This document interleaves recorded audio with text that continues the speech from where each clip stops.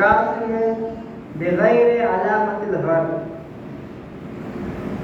جب جناب قاسم نکلے تو نہ جوش نہ حفاظت کے لیے نہ زرہ پہنی ہے نہ کوئی ڈھال، بلکہ دو چیزیں لے کر نکلے، ایک تلوار اور ایک نیزہ. جناب قاسم کوئی حفاظتی ہتھیار لے کر نہیں نکلے، ایک تلوار اور ایک نیزہ. دوسرا جملہ کیا ہے؟ شمع ورن سایدہ. جب جناب قاسم نکلے ہیں تو جناب قاسم آستینوں کو الٹتے ہوئے. اچھا، آستینیں کون الٹتا ہے؟ آستینیں وہی الٹتا ہے کہ جو آر یا پار کی جنگ کرنے کے لیے جا رہا ہو. جناب قاسم آستینیں الٹ کے مقتل کی طرف روانہ ہوئے اور پیغام دیا کہ اگر کسی میں ہمت ہے تو میرا مقابلہ کر کے دکھائے. یہ دوسرا جملہ. تیسرا جملہ جو میں نے تاریخ میں پڑھا وہ یہ تھا کہ خرج القاسم بلا فرس. جناب قاسم جب نکلے تو وہ بغیر گھوڑے کے گئے. عجیب جملہ ہے. جب میں نے یہ پڑھا تو میں بھی عالم تصور میں گیا کہ ابھی تک یہ سنتے ہوئے آئے تھے کہ جب جناب قاسم جا رہے تھے میدان میں تو مولا حسین نے جناب قاسم کو گھوڑے سے سوار کیا تھا. اب یہ کون سی روایت؟ بلا فرسن خرج القاسم بلا فرسن، کہ جب جناب قاسم روانہ ہوئے تو بغیر گھوڑے کے گئے. تو میں نے کہا ہو سکتا ہے کہ میری کچھ خطا ہو. دوسری جگہ دیکھا وہاں بھی بلا فرسن، تیسری جگہ وہاں بھی بلا فرسن، بلا فرسن کا لفظ تھا. اچھا، تو پھر جناب قاسم گھوڑے کے ساتھ نہیں گئے.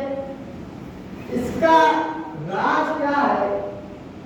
تو جب ہم نے تاریخ کا مطالعہ کیا تو ہمیں پتہ چلا کہ جب جناب قاسم کے بابا امام حسن نے شامیوں سے جنگ کی تھی تو شامیوں نے امام حسن کے ساتھ بدفعلی انجام دی، بدتمیزیاں کی تھی امام کے ساتھ، اور امام کے مسلح چھین لیے تھے، امام کے خیمے گرا دیے تھے، اور امام کے جو اسباب تھے سب کو لوٹ لیا تھا.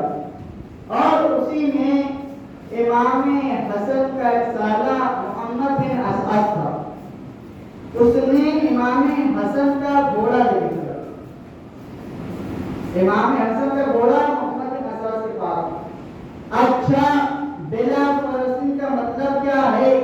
جب جناب قاسم میدان میں جانے کے لیے آمادہ ہوئے تو ایک مرتبہ مولا حسین کی نگاہ کیوں کی تمام دشمن تمام قاتل کو گھیر کر مولا کربلا میں لے آئے تھے.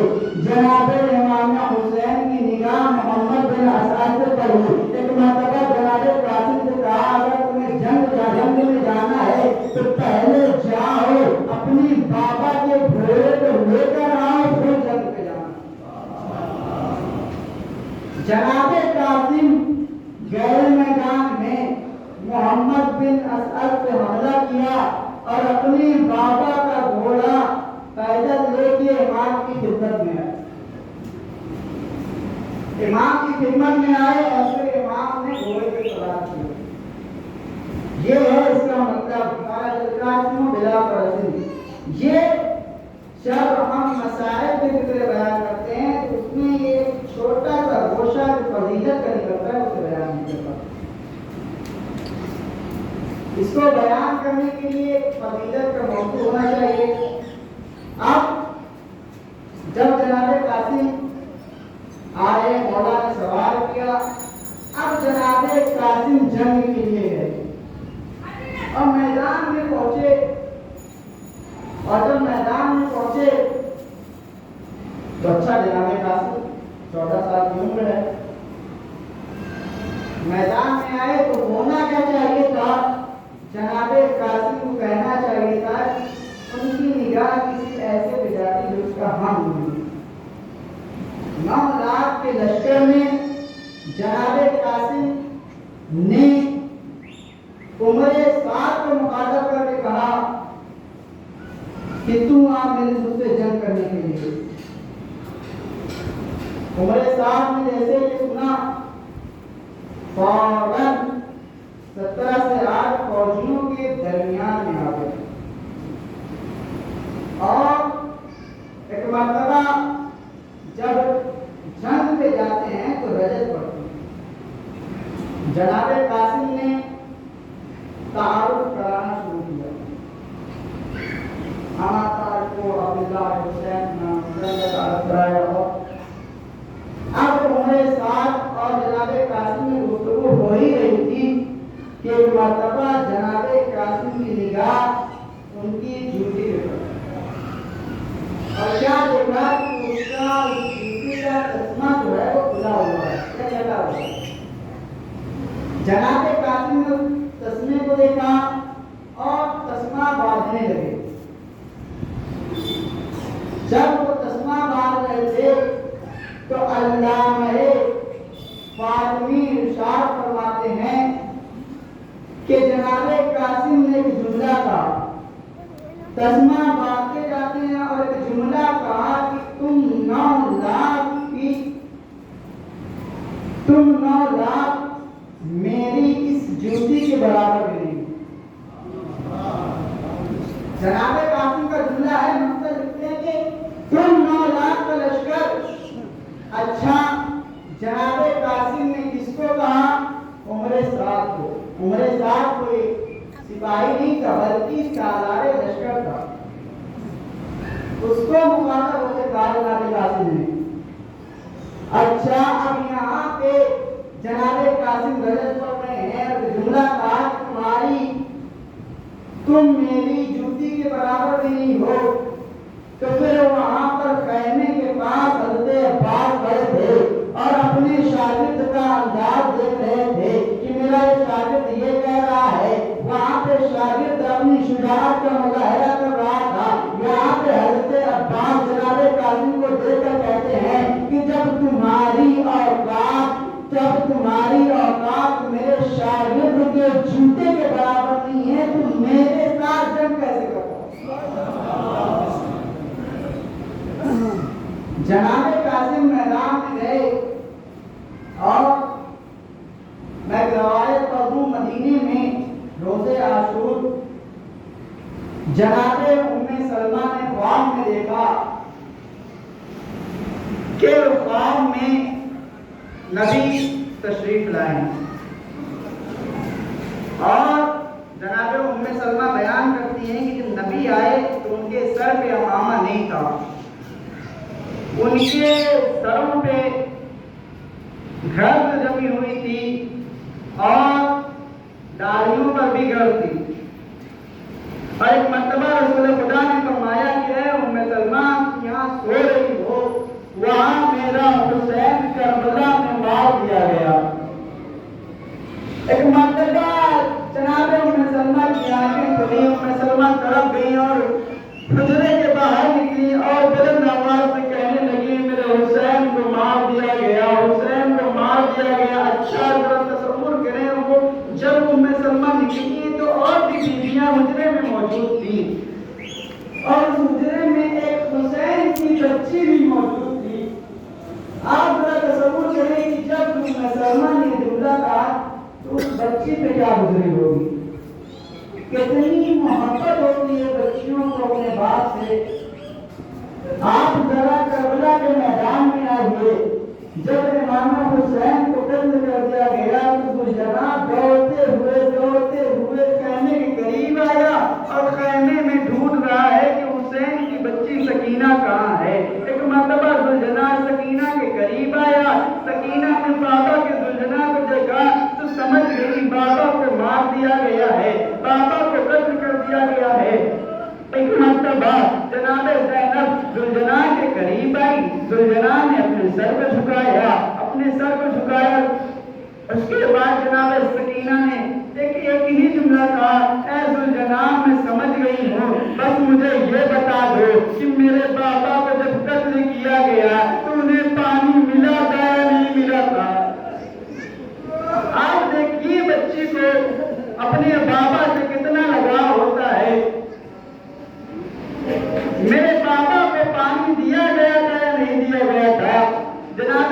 سکینہ گلجنا سے پوچھتی ہیں اچھا ایک منزل وہ آئی کہ جب عصر عاشور حسین تمام اصحاب کو قربانی کے لیے تیار کر کے میدان کربلا میں بھیجتے تھے، اور اس سے پہلے مولا نے جب محضر نامہ پڑھنا شروع کیا اور امام نے محضر نامہ پڑھنا شروع کیا، تمام صحابی کا نام لیتے جاتے ہیں۔ ایک مرتبہ جناب قاسم کی نگاہ جناب قاسم خیمے کے قریب تھے، اور جب کوئی بھی صحابی جنگ کے لیے جاتا تھا فوراً جناب قاسم مولا حسین کی خدمت میں آتے تھے اور کہتے تھے چچا جان کا مجھے جنگ کی اجازت ہے، لیکن مولا حسین جنگ کی اجازت نہیں دیتے۔ کوئی بھی صحابی جاتا فوراً جناب قاسم مولا کی خدمت میں آتے اور کہتے ہیں چچا جان مجھے بھی اجازت دے۔ آخر کار جب مولا نے تمام محضر نامہ پڑھا اور اس کے بعد جب محضر نامہ تمام ہوا تو جناب قاسم قریب گئے اور ایک مرتبہ کہا اے چچا جان کیا اس میں میرا نام نہیں ہے؟ تو مولا حسین نے یہ نہیں کہا کہ بیٹا تمہارا نام نہیں ہے، بلکہ مولا نے کہا کہ اے بیٹا قاسم موت تمہارے نزدیک کیسی ہے؟ تو جناب قاسم نے کہا من الاسد کہ موت میرے نزدیک شہر سے بھی زیادہ شیریں ہے۔ اور ایک جملہ کہا مولا نے کہا کہ اے بیٹا اس میں تو تمہارے بھائی علی اصغر کا بھی نام ہے، تو یہاں پہ غیرت ہاشمی جاری۔ اور جناب قاسم نے ایک جملہ کہا کہ اے چچا کیا اشیاء خیمے تک آ جائیں گے؟ کیونکہ میرا بھائی تو ابھی چھوٹا ہے، ابھی وہ خیمے میں ہے، کیا اشیاء خیموں تک آ جائیں گے؟ مولا حسین نے کہا نہیں بیٹا میں خود جناب علی اصغر کو میدان میں لے کر جاؤں گا۔ اچھا اب جناب جب تمام اصحاب جانے لگے ایک مرتبہ جناب قاسم کو اجازت ملی۔ جب جناب قاسم کو اجازت ملی تو مولا نے گھوڑے پہ سوار کیا اور جنگ کے لیے روانہ کیا۔ جناب قاسم جنگ کرتے جاتے ہیں اور ایک مرتبہ جب جنگ کی تو ایک پہلوان جس کا نام ارزق شامی، اس کے دو پہلوان بیٹے، اس نے پہلے بیٹے کو بھیجا اور جناب قاسم نے اس بچے کو فنار کیا، دوسرے بیٹے کو بھیجا اس کو بھی فنار کیا۔ اب وہ پہلوان ارزق آگے بڑھا اور اس نے کہا تم نے میرے دونوں بیٹوں کو مار دیا۔ اب یہ ارزق آگے بڑھا، جناب قاسم نے اس کو بھی فنار کیا۔ اب میرے ساتھ سمجھ گیا کہ اگر ایک کے بعد ایک کو میں بھیجوں گا تو یہ سب کو مارتا چلا جائے گا۔ ایک مرتبہ ہمارے ساتھ نے حکم دیا کہ تمام فوج مل کر حملہ کرے۔ اب تمام فوجوں نے مل کر حملہ شروع کر دیا، کوئی تلوار مارتا تھا، کوئی نیزہ مارتا تھا۔ ایک مرتبہ جناب قاسم گھوڑے سے زمین پہ آئے، آواز دی چچا میری مدد کو آؤ۔ حسین گھوڑے پہ سوار ہوئے، اب میدان جنگ کی طرف روانہ ہوئے۔ ایک مرتبہ فوج اشکیا نے دیکھا، سمجھے کہ حسین جنگ کرنے کے لیے آ رہے ہیں، تو ادھر کے گھوڑے ادھر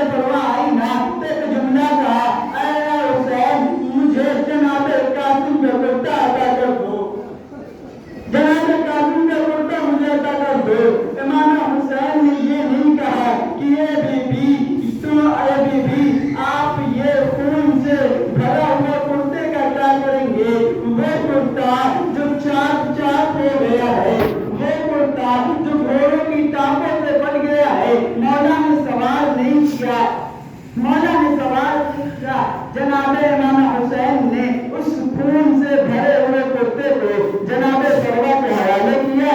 اب یہ قافلہ جب کربلا سے کوفہ سے شام پہنچا ہے نا، اور تمام جو لوٹے ہوئے اسباب تھے وہ ملنے لگے نا، کبھی نے ایک گٹری تیار کی، اس میں تمام سامان کو رکھا۔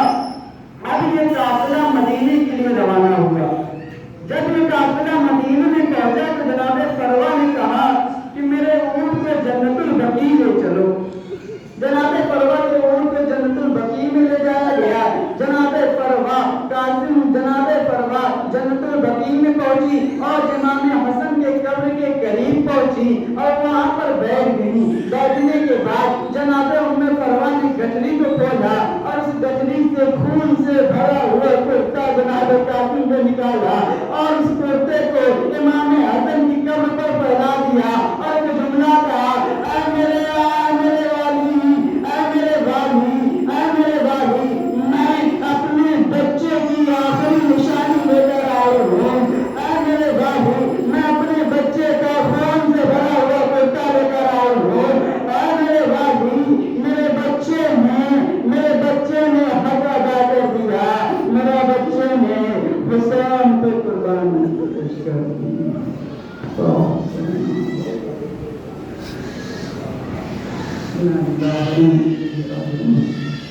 پیغمبر خدا کی تسلیم کیا